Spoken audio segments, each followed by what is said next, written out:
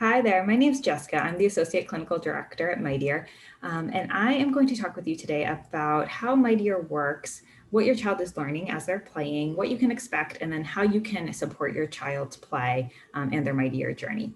So as we think about how Mightier works, I break it up into two separate categories. The first category is really the more obvious and what you would expect about what your child's going to be learning as they're playing Mightier, what that learning is going to look like.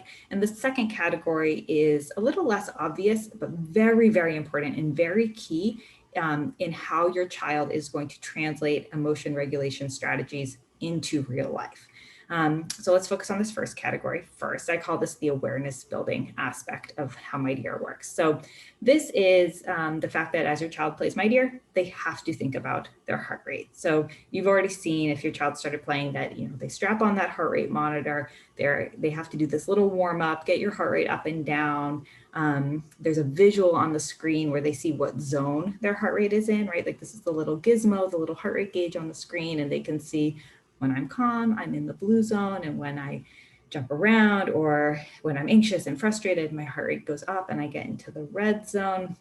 This is all really showing them like I have a heart rate, it goes up and down and I can control it.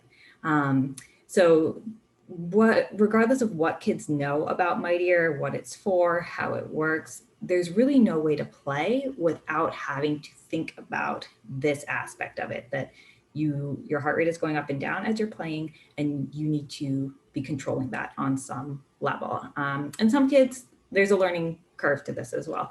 So some kids, it's going to take a little bit of time before they figure out, oh, right, my heart rate's going up, I need to bring it back down. That's totally fine. This is part of the learning process, is them experimenting and figuring out how to control their heart rate. So you'll see, some kids, as when their heart rate goes up and they get into the red zone, you'll see the gains get more difficult at this point. The lava links come out. Some kids, they play on right through that, and they might bring their heart rate down while playing. Great. That's very hard to do, very challenging. Good for them if they can do it. Awesome. That's good practice. Some kids recognize in this moment, oh, hey, my heart rate went up. The games got more difficult. I need to do something about it. I need to stop and bring my heart rate back down. So this is when you might see your child pressing on the heart rate gauge, like pressing on the center of the gizmo. The game pauses and they do something intentional to bring their heart rate back down. So this might be deep breathing. It might be crossing the midline. It might be progressive muscle relaxation. These are some of the different strategies they'll learn through Mightier, or it might be something that they do on their own. It might be cuddling a stuffed animal, petting the dog, anything like that that helps them bring their heart rate back down. So this whole awareness building discovery process of figuring out what is my heart rate and what do I do about it is wonderful for their learning. They're building their confidence. They're recognizing that this is something within their control. So that's the first part of how Mightier is working. And really at the beginning of play, this is what you're going to see. You're going to see your child experimenting with this during their gameplay. It is less likely that you're going to see them translating those skills into real life at this point. And there's a reason for this. For all of us, as our heart rates go up, we get anxious, frustrated, whatever it is, we have certain automatic responses to that. So it's different for everyone, right? When you get anxious, maybe it's harder to think clearly, or when you're angry, like maybe we tend to say certain things that we don't need to say. And in calm moments, we know what we're supposed to do in those moments. We know how we're supposed to act. We even know how we're supposed to calm ourselves back down. That doesn't mean it's easy to do in those heated moments when our heart rates are up. Our brains and our bodies are just working differently in those moments. So it's the same for kids. When their heart rates are up, when they're anxious, frustrated, whatever it is, even if they know that they're supposed to take that deep breath in real life, it's very, very hard to do. They're not ready for it yet. It's not a choice that they're making. Their brains and their bodies are just not ready to do it yet. So I say this because this is very key in how you think about, okay, how's my child doing with Mightier? Are they learning anything yet? They're learning. As long as they're playing, they're on the right track.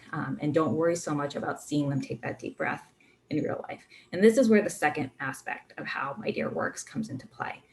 So this is really about the practice and the repetition. So as kids are playing, their heart rate goes up, they bring their heart rate back down. Their heart rate goes up, they bring their heart rate back down.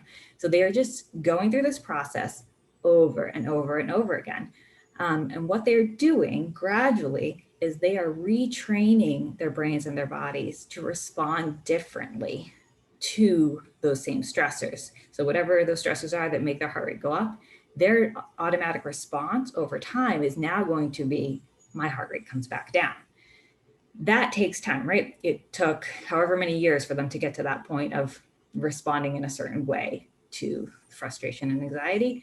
It's going to take a little bit of time for their heart rates to come back down more automatically.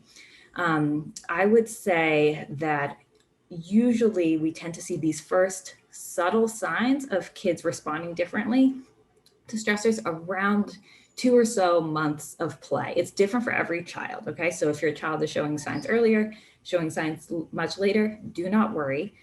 It's very different for every child.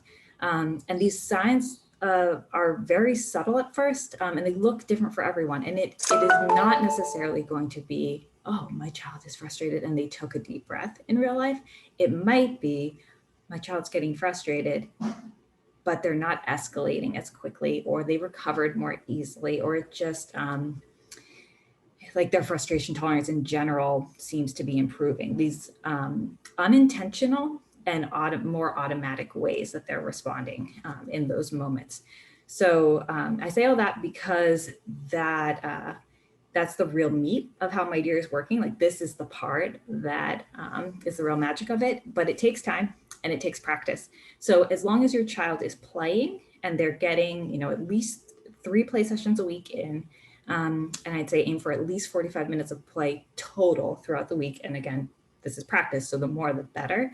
As long as that's happening, your child is on track, and you don't worry about seeing these signs of translation early on in the process. Their brains and bodies aren't ready for it yet. They have to go through this practice and play process. So just sit tight, make sure they're getting their time in, and you guys will be on the right track.